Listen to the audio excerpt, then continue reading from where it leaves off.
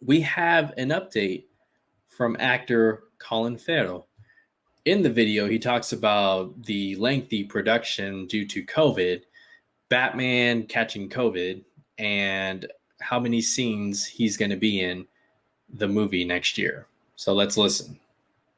The COVID began to grip the world while we were shooting, and I left London in March, and we were stood down for 4 or 5 months, and then we went back, and then obviously Robert got sick, and that was like, fucking Batman has COVID. Exactly. Batman has COVID. It's just like, fucking hell. And so, but we finished it after, I think they were probably from first turnover to last cut was probably 12 or 14 months to shoot. Wow.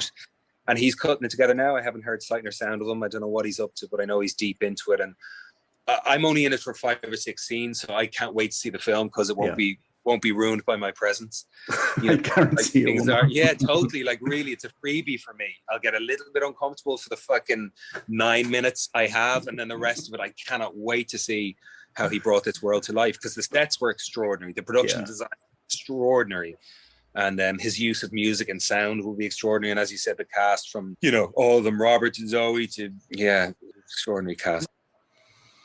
Well, that was a little bit of the interview there. You can go to their Patreon page and check out the rest at Happy, Sad, Confused. But from what we learned is that it was a 12 to 14 month shoot, which, for comparison, Marvel shot Avengers Infinity War and Endgame back to back, and that was about a 9-month. So COVID really messed up the Batman production. It's been well documented.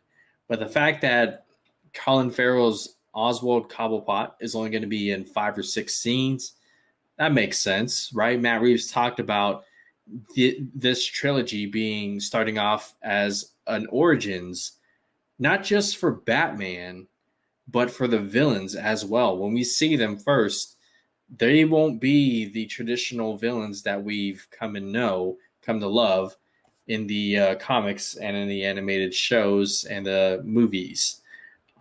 Case in point, Paul Dano's Riddler.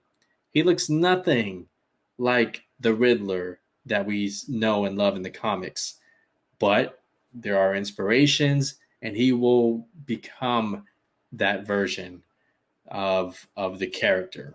So very exciting stuff, very informative. Colin Farrell, I love how he talks and presents himself. That's, man, so down to earth.